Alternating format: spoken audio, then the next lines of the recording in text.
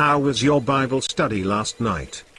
Fantastic. The guidebook we were studying from is called the Aqua Oracle. It literally incinerates the satanic doctrine of eternal damnation. The damnationist doctrines are dead. What would all the television preachers do then? Acts chapter 3 verses 19 through 26 speak of the times of refreshing from the presence of the Lord and the restoration of all things. You don't hear that taught on television. No, you don't. Tell me more. I am tired of all the demonic doctrines creating fear. It is from horrific Bible translations and interpretations.